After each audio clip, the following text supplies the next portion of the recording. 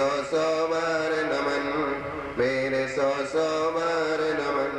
जय बोलो अनंत परम सिद्ध भगवान की, देवादिदेव खजानन श्री चंद्र प्रभु भगवान की जय, देवादिदेव खजानन श्री शांतिनाथ भगवान की जय हो, 1008 श्री सर्वतोभद्र महामंडल विधान की जय हो, चारित्र चक्रवर्ती आचार्य शांति सागर जी महाराज की जय, गुरुदेव आचार्य श्री पद्मनंदी जी महाराज की जय, जिनवाणी माता की जय, श्रीमद जैन धर्म की जय हो। जय बोलो आचार्य श्री वैराग्य महाराज की जय, आचार्य संघ की जय हो। थोड़ी सी को कम कर दो, इसको कम करके ऐसा अभी आपको बताया था। आर्ष परंपरा की सुरक्षा के लिए सबसे पहले तो हमको ये समझ लेना चाहिए कि आर्ष परंपरा आखिर क्या है। आर्ष परंपरा किसे कहते हैं, आर्ष परंपरा का मूल स्वरूप क्या है, और आर्ष परंपरा में गड़बड़ कहां हो रही है, आर्ष परंपरा के अंदर विकृति कहां पैदा हो रही है, कैसे पैदा हो रही है। आचार्य शांति सागर जी महाराज और शांति सागर जी महाराज के जीवन चरित्र के ऊपर लिखने वाले पंडित सुमेर चंद जी दिवाकर, सिवनी मध्य प्रदेश, नागपुर से आगे, पंडित सुमेर चंद जी दिवाकर पूरा बुंदेलखंड, पूरा एमपी, पूरा मध्य प्रदेश कट्टर तेरापंथी। तेरापंथ म्हणजे ये बात भी हमको थोड़ा समझ लेना चाहिए कि तेरापंथ क्या है। अभी मैंने बताया था कि आगरा से तेरापंथ शुरू हुआ है।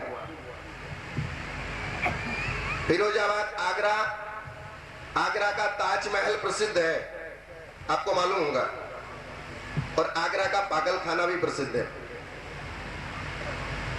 अभी वहां है या नहीं है ये मेरे को मालूम नहीं, लेकिन जिस प्रकार से आगरा का ताजमहल मुमताज के लिए जो वहां कब्र बनी है वो प्रसिद्ध है, और आगरा का पागल खाना प्रसिद्ध है। आगरा के पंडितों से ही आज से 400 साल पहले, 300 साल पहले या 400 साल पहले, 300 साल पहले वहां के पंडितों ने उत्तर भारत में पहले मंदिरों के अंदर सब प्रकार की व्यवस्थाएं होती थी। हुआ क्या, मंदिर में एक दीपक रखा था, उस दीपक के ऊपर 2-4 मक्खी गिर गई, मासी, 2-4 कीड़े गिर गए। अब मंदिर कमेटी लोग आए, अंदर जाकर देखा कि दीपक भगवान के सामने रखा हुआ है और उस दीपक के अंदर 4 मक्खियां गिरी हैं। कि भगवान के सामने हिंसा हो रही है, बहुत बड़ा पाप हो रहा है भगवान के सामने, इसको दूर करना चाहिए। तो वहां के लोगों ने क्या किया, दीपक को निकालकर मंदिर से बाहर कर दिया कि आज से हमारे मंदिर के अंदर दीपक नहीं जलेगा। क्यों नहीं जलेगा? क्योंकि दीपक से हिंसा होती है, इसलिए आज से हमारे मंदिरों के अंदर दीपक नहीं जलेगा। इस प्रकार से दीपक गायब हो गया। दीपक की जगह पीली चिटकी आ गई। दीपक की जगह क्या आ गया? उत्तर भारत में क्या करते हैं, खोपरे की जो कटिंग करते हैं उसको केसर से रंग लेते हैं, उसको दीपक समझ लेते हैं कि दीपक है। दीपक खत्म हो गया। और यहाँ के मेरे को बड़ा आश्चर्य होता है कि यहाँ के लोग ये बताते हैं यहाँ के लोगों को कि आप दीपक को जब चढ़ाते हैं, आपने चढ़ाते तो दोबारा नहीं चढ़ा सकते, क्योंकि एक बार जो दीपक चढ़ा दिया उसको दोबारा कैसे चढ़ाएंगे, इसलिए दीपक नहीं चढ़ाना। दीपक का निषेध करना है, दीपक को रोकना है कि दीपक नहीं जलाना। तो कैसे नहीं जलाना? क्योंकि एक बार चढ़ाई हुई चीज को निर्माल्य हो जाती है। तो दीपक आपने एक बार चढ़ा दिया तो वो निर्माल्य हो गया। निर्माल्य हो गया तो अब उसको कैसे लें? बड़ी समस्या खड़ी हो गई। अब उनसे पूछा जाए कि दीपक हम भगवान के सामने चढ़ाते हैं, मोहांधकार विनाशनाय दीपम निरो पार्वती स्वाहा, तो हमने भगवान के सामने वो जो चांदी का दीपक है वो चढ़ाया क्या? उसमें जो तेल है या घी है वो घी चढ़ाया क्या? उसमें जो रुई की पत्ती है वो रुई चढ़ाई क्या? हमने क्या चढ़ाया भगवान को? उस दीपक में 3 चीजें होती हैं, एक रुई होती है, एक घी होता है और एक चांदी का पात्र होता है दीपक जैसा। तो उन तीनों चीजों में से हमने क्या चढ़ाया, और उसको जब जलाते हैं, जलाने के बाद उसमें से प्रकाश निकलता है, और वो प्रकाश हम जिनेंद्र भगवान के सामने चढ़ाते हैं कि हे जिनेंद्र देव, मोहांधकार विनाशनाय दीपम निरूपंती स्वाहा, केवल ज्ञान प्राप्त है दीपम निरूपंती स्वाहा। न हम बत्ती चढ़ाते, न हम घी चढ़ाते, न हम पात्र चढ़ाते, हम जिनेंद्र भगवान को प्रकाश चढ़ाते हैं, और प्रकाश प्रत्येक क्षण नया होता है। प्रकाश पहले क्षण में जो प्रकाश था, दूसरे क्षण में वो प्रकाश नया है, तीसरे क्षण में वो प्रकाश नया है। आपने एक पूजा में अगर दीपक चढ़ा दिया, मोहांधकार विनाशनाय दीपम निरूपंती स्वाहा, तो तुम्हारा दीपक निर्माल्य नहीं हो गया। अगर ऐसा सोचेंगे तो आपकी थाली भी निर्माल्य हो जाएगी, आपके बर्तन भी निर्माल्य हो जाएंगे। रोज आपको एक चांदी का सेट नया लाना पड़ेगा, रोज आपको नया चांदी का दीपक लाना पड़ेगा भगवान के सामने चढ़ाने के लिए। समझ में नहीं आता कैसे कैसे लोगों की बुद्धि काम करती है। हम दीपक चढ़ाते हैं या प्रकाश चढ़ाते हैं? हम भगवान को प्रकाश चढ़ाते हैं। मोहांधकार विनाशनाय, हमारे पास क्या है? भगवान से प्रार्थना करते हैं, 3 लोक के नाथ से प्रार्थना करते हैं कि 3 लोक के नाथ, आपको तो केवल ज्ञान की प्राप्ति हो गई, आपने तीनों लोगों का सर्वज्ञपने को प्राप्त कर लिया। मैं इस संसार में मारा मारा फिर रहा हूं, मेरा ज्ञान ढक गया है, मेरे ज्ञान का नाश हो गया है, मेरे पास कुछ नहीं है, ये छोटा सा दीपक है। इस दीपक के प्रकाश को आपके सामने दिखाकर केवल ज्ञान की प्राप्ति करना चाहता हूं। इस भावना को लेकर हम जिनेंद्र भगवान के सामने दीपक लेकर आते हैं। इस भावना के साथ दीपक चढ़ाया जाता है तो दीपक निर्माल्य नहीं होता, उसमें प्रत्येक क्षण नया नया प्रकाश आता है। आपने एक केला चढ़ा दिया तो दूसरा केला लाते हैं, दूसरा केला चढ़ा दिया तो तीसरा केला लाते हैं।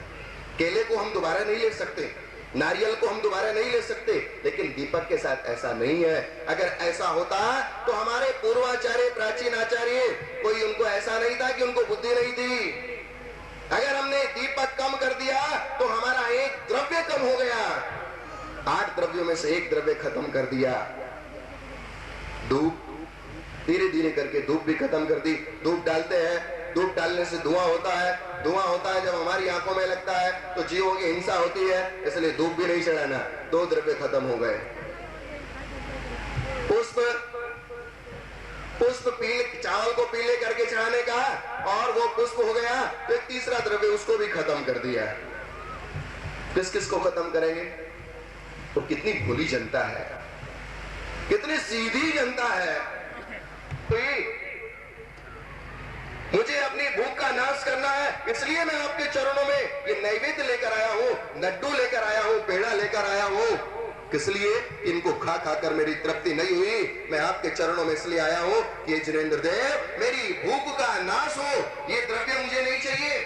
मैंने आपकी पूजा की, मैंने आपकी भक्ति की, पुण्य संचय किया, और उसके बदले मुझे आपने क्या दे दिया? लड्डू दे दिया।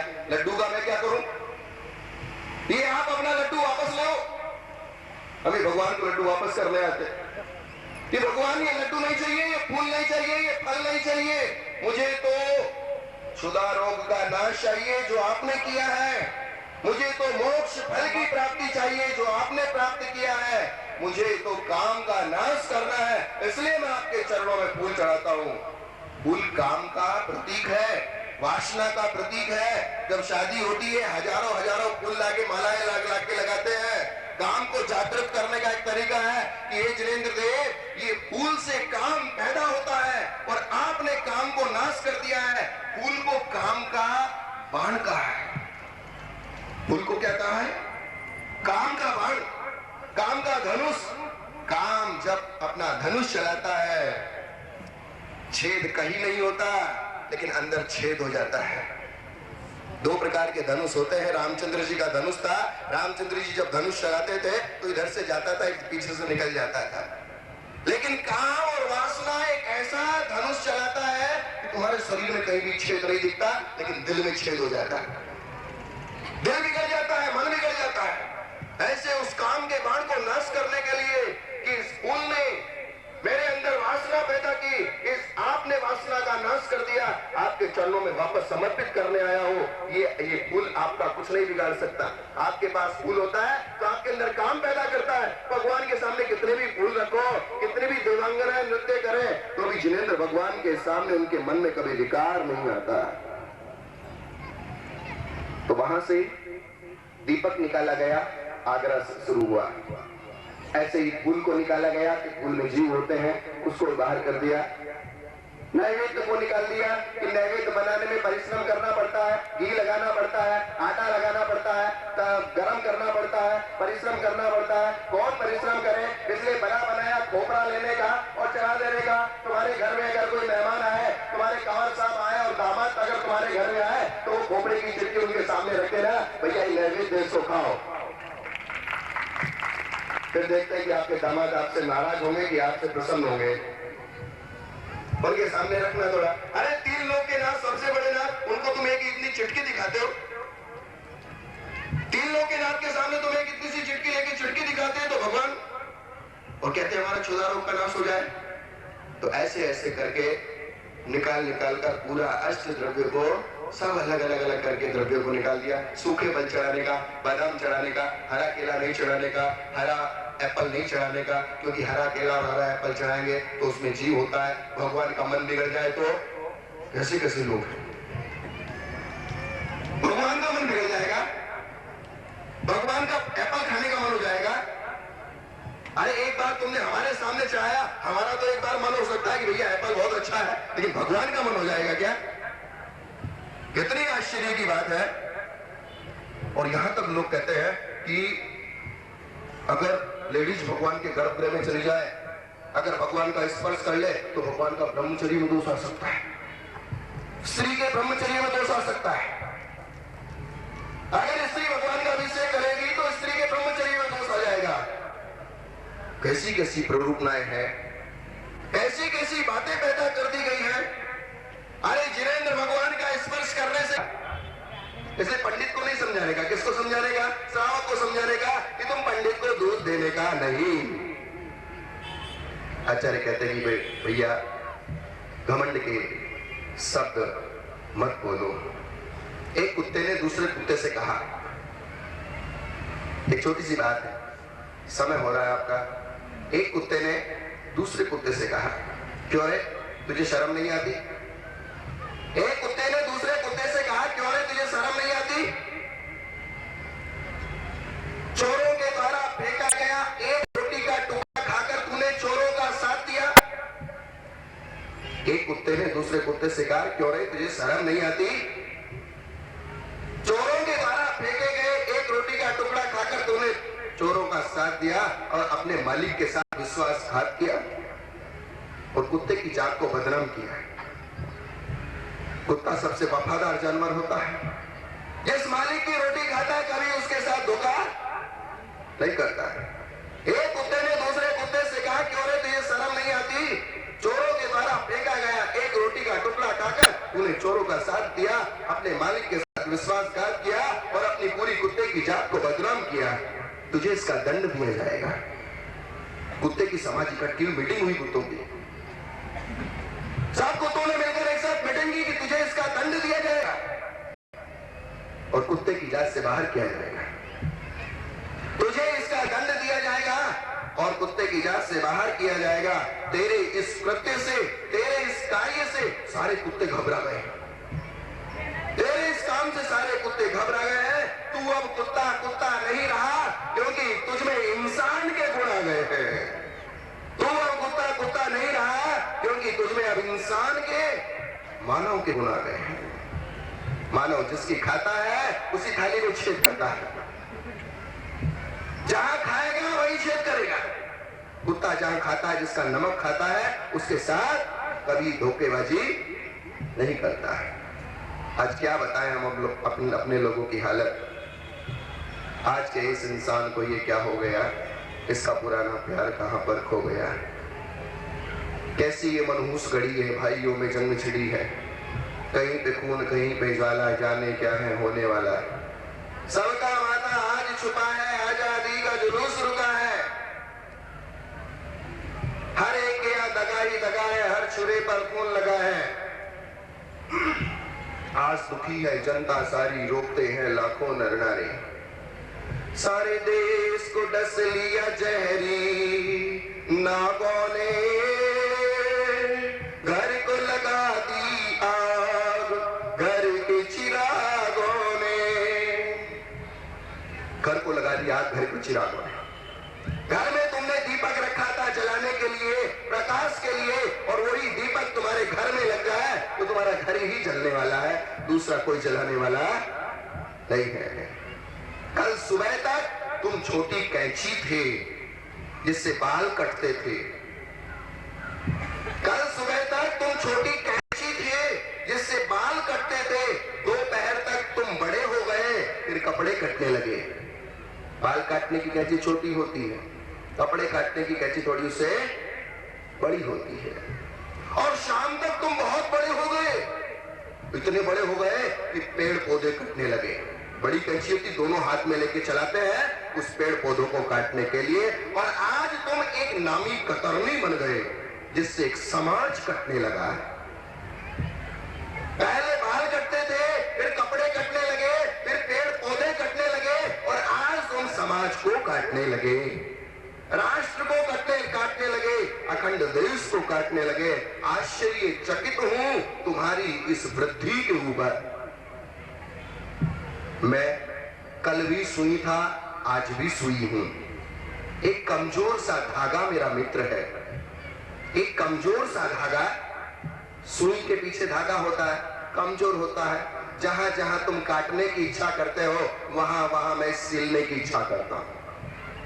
जहां जहां तुम काटने की इच्छा करते हो वहां मैं जोड़ने का मन बनाए रखता हूं। तुम्हारी तरह मेरी थोड़ी सी भी वृद्धि नहीं हुई।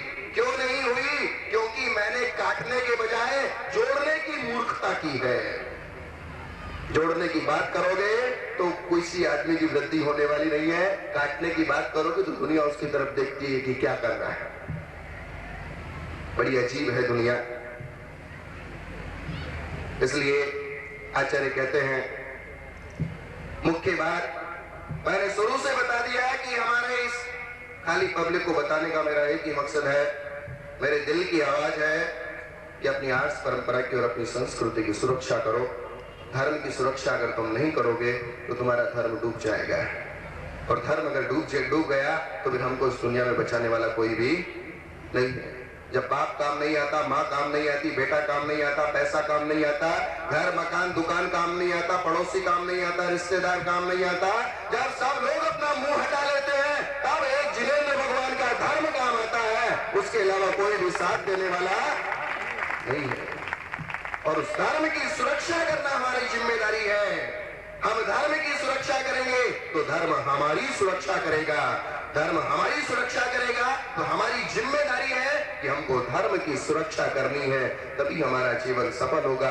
नहीं तो क्या होगा? 4 दिन की जिंदगी फिर अंधेरी रात। एक दिन पैदा होने का, एक दिन मरने का, एक दिन सोने का, एक दिन हमारे पास है। 4 दिन की जिंदगी में कितने दिन है? एक दिन तुमने जन्म लिया, चला गया दिन। एक दिन मृत्यु निश्चित है, वो भी समझो चला गया। और एक दिन तुम जिंदगी में सोते हो पूरी जिंदगी में, तो कितनी जिंदगी बची? इस छोटी सी जिंदगी में क्यों तकरार करते हो? इस छोटी सी जिंदगी में क्यों आपस में वाद विवाद करते हो? क्यों लड़ कर मरते हो? अरे अपनी आत्मा का ध्यान करो, अपने जीवन का उद्धार करो, अपनी आत्मा का कल्याण करो। दूसरे की तरफ देखने की आवश्यकता नहीं है। गुजर रहा था एक दिन शमशान से, शमशान के शब्दों को सुनकर हैरान थे। शमशान की हड्डियां कह रही थी, ऐ मुसाफिर सुन, हम भी कभी कल तेरे जैसे इंसान थे। शमशान की हड्डियां कह रही है, अगर तुम शमशान की हड्डियों को ठोकर मारकर जाते हो तो शमशान की हड्डियां कह रही है कि इतना अहंकारी मत बन, कल तेरे लिए भी यही जगह है और कोई दूसरी जगह नहीं है। इसलिए घमंड मत करो, अहंकार मत करो। जो प्रेम दिखाकर प्राणों को हर लेते हैं, जो रोशनी दिखाकर आंखों को फोड़ देते हैं। रोशनी दिखाना 2 तरह का होता है, एक आंखों के ऊपर रोशनी डालना और एक जमीन के ऊपर रोशनी डालना। रोशनी किधर दिखाना चाहिए? रोशनी आंखों के ऊपर नहीं दिखाई जाती, रोशनी जमीन के ऊपर दिखाई जाती है। जो रोशनी दिखाकर आंखों को फोड़ देते हैं, जो मुख के मीठे होते हैं और मन के झूठे होते हैं, जो दिमाग के बड़े होते हैं और दिल के छोटे होते हैं। आज दिमाग बहुत बड़ा हो गया और जितना जितना दिमाग बड़ा हो गया उतना उतना दिल छोटा हो गया।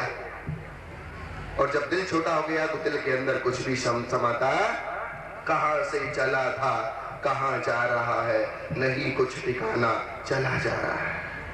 कहां से शुरू हुआ कहां लास्ट होना है कुछ पता नहीं। क्यों हम जी रहे हैं, क्या हमारी जिंदगी है, क्या हमको करना चाहिए, क्या हमको नहीं करना चाहिए, हमारा जीवन क्या है, हमारा हित क्या है, हमारा अहित क्या है, हमारा धर्म क्या है, कुछ भी हमको मालूम नहीं है। बस भेड़ चाल। कौन सी चाल? भेड़ चाल। भेड़ें होती हैं 500 भेड़ें होती है, सबसे आगे की भेड़ जिस रास्ते से चलेगी बस सब की सब भेड़ उस रास्ते से चलनी है। न हमारे पास शास्त्र है, न हमारे पास बुद्धि है, न हमारे पास ज्ञान है, न हमारे पास योग, कुछ भी हमारे पास नहीं है। सिर्फ है तो एक चीज हमारे पास है, हमने अपने अहंकार को बहुत बड़ा कर लिया है, हमने अपने घमंड को बहुत मोटा कर लिया है, बाकी और कुछ भी हमारे पास नहीं है। बुद्धि नहीं, ज्ञान नहीं, रुपया नहीं, पैसा नहीं, धन संपत्ति नहीं, एक दो गांव के मालिक नहीं, एक दो गांव की बात छोड़ दो, एक घर के मालिक भी नहीं, एक घर भी न जाने किराए का होगा, फिर भी घमंड हमारा बहुत बड़ा है, अहंकार हमारा बहुत बड़ा है। और अहंकारी आदमी कभी भी फल फूल नहीं सकता, अहंकारी आदमी का कभी भी उत्थान नहीं हो सकता। इसलिए घमंड मत करो, इसलिए अहंकार मत करो, अपने आप को बड़ा मत समझो। कौन बड़ा कौन छोटा, ये तो एक समय है। बड़े बड़े चक्रवर्तियों का नाम नहीं रहा, हमारा क्या नाम रहेगा और तुम्हारा क्या नाम रहेगा, जिस नाम के लिए आज लोग इतना मर रहे हैं और धर्म और संस्कृति को बिगाड़ रहे हैं। ये अच्छी बात नहीं है। जो जैसा करेगा उसको वैसा फल आज नहीं तो कल निश्चित रूप से भुगतना पड़ेगा। इतना ही कहकर मैं अपने शब्दों को विराम देता हूँ। जय बोलो महावीर भगवान की।